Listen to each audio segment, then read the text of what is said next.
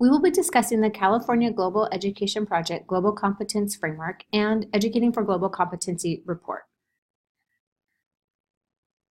To begin, we just want to give a quick snapshot of both the documents and talking about what they are and how they relate. The CGEP stands for California Global Education Project, so one more acronym for you guys to remember. The CGEP Global Competence Framework lays out theory. It's approximately 14 pages. It defines global competence, the how, the what, and the why. It lays forth a philosophy of 12 beliefs. It discusses monitoring and benchmarks, and it has downloads available for benchmarks and a handout. Our own Professor Leon is a contributor. The Educating for Global Competence is approaching practice. It's what happens when real humans get in a room together and want to make the Global Competence Framework happen. It's a 30-page document available for download into a PDF. It summarizes findings from the 2016 Global Ed Summit and includes recommendations for California global education. We will begin with the CGEP Global Competence Framework. And we want to show you guys the website so that you know you've landed on the correct landing page, because there's so many frameworks. The CGEP Global Competence Framework addresses 5 main inquiries. What is global competence? How can we develop global competence? Why develop global competence? What drives this work? And how can we monitor progress towards global competence? We will touch briefly on each of these 5 inquiries. The Global Competence Framework has these key features. First, it shares the 4 domains. If you're in the Gen Global cohort, you'll recognize this graphic. The 4 domains include investigate the world, recognize perspectives, take action, and communicate ideas. Now, within these 4 domains, there's 22 total indicators or competencies that are, quote, for educators, students, parents, guardians, and community partners to use for themselves and for instructional purposes in developing global competence. We thought it was significant to note that this includes not just students and educators, but parents and guardians and community partners to use for themselves and in instructional purposes, so it's very inclusive. Within the 4 domains, there are 22 indicators or competencies under investigate the world, recognize perspectives, communicate ideas, and take action. So these 4 domains and their 22 indicators and competencies, combined with the UN Sustainable Development Goals, guide the work of the CGEP in supporting global education in PK through 12 programs in California. Other key features address the main inquiries. For example, why develop global competence? The document offers reasons and positive outcomes at 3 levels, including personal, community, and world. In the what drives this work section, it lays forth a core philosophy, 12 beliefs concerning identity, diversity, equity, perspectives, foundations, collaboration, interdisciplinary, access, engagement, inclusion, empowerment, and action. And finally, how can we monitor progress towards global competence? In this section, we see a link to a global competent learning continuum. This section solicits questions and ideas and concerns from the public. You can download global competence benchmarks, and you can also download the handout in this section. Next, we will be talking about Education for a Global Competency Report, which looks like this. And it is divided into 3 sections. There is the introduction, and then there will be 9 recommendations and implications on how to do this in a classroom. So in 2016, 150 educators, policymakers, community, and business leaders met for California's first Global Education Summit. Over the course of 2 days, they participated in panel discussions and small groups. In these small groups, they discussed 3 key questions. How can we build global competence in California students? How can local, regional, and state policies and leadership support this goal? And how can we leverage neighborhood, community, and business resources and perspectives to accomplish this goal? Global competency is defined as the ability to understand and take action on issues that matter in the world. Global education makes content and criteria richer, accessible, and more relatable by offering students a myriad of lenses and real-world learning opportunities. Students will be able to understand that different societies are culturally and linguistically diverse, yet we all depend on each other with global issues such as transmittable diseases and natural disasters. The first 4 recommendations fall under policy and leadership. The first recommendation is make global competence for all students a priority. This means making it more obtainable for students and provide them with the resources to reach global competence, as well as a way to recognize the students' achievements. The second recommendation is build professional capacity and continuous improvement for teachers and leaders of global education in California. Summarize, this means provide incentives for teachers, make it doable, and provide support. The third recommendation is develop global education models and strategies for dissemination and implementation.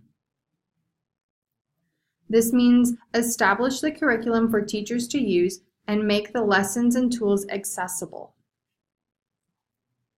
The final recommendation in this section is develop guidelines and resources that clarify and promote global education in K-12 classrooms, schools, and districts. This means support why this is beneficial and sell it to everyone, not just students and educators, but also the parents and community members.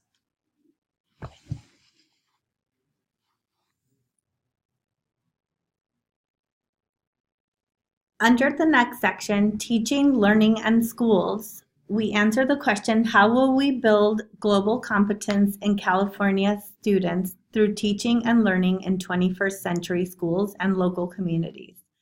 Recommendation 5 says, develop guidelines for embedding global education in all content areas, programs, grade levels, and teacher-administrator credential programs. Overall, this recommendation brings in state standards and framework as well as the P21. It is recommended that a model for global competence is developed, implemented, and followed. The next recommendation, number 6, says engage and celebrate students, families, and communities representing diverse backgrounds who present linguistic and cultural assets and resources. This recommendation suggests share strategies are developed to effectively integrate students, family, and community, as well as recognition programs for teachers, students, and community groups. The 7th recommendation says, in collaboration with business and community partners, design and support professional learning programs for teachers and administrators with a local to global focus. Through this recommendations, teachers get the opportunity to learn from business and community partners, and it also recommends global learning opportunities with universities, state and local education offices are coordinated.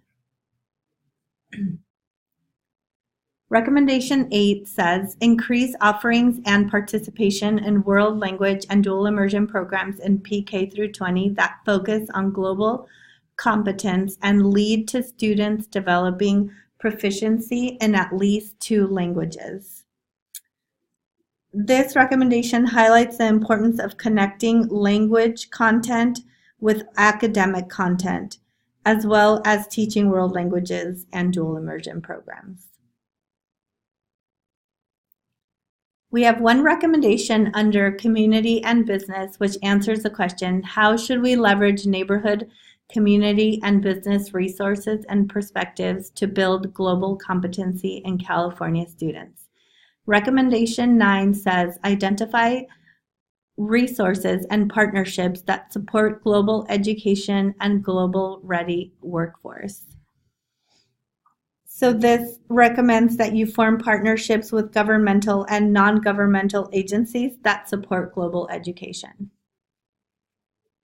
The framework also has implications for teaching history and social science. They can be found on page 15. This is the theory of teaching these subjects, which is inquiry-based learning, supports the attainment and disciplinary literacy while creating global-minded students. The themes we find here are geopolitical, globalization, rights, religion, and identity.